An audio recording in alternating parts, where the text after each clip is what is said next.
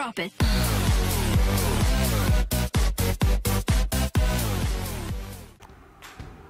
Hello everyone, welcome to Easy English with Wizards. Today we are going to learn the phrase get the ball rolling. Well, to get the ball rolling means to get someone started. Easy, right? If you have a few hours before the guests arrive and the hall is still a mess, you should get the ball rolling and tidy it up. Hi Megan, where are you going? I'm going to playground. Have you started the English class recording yet? No, not yet.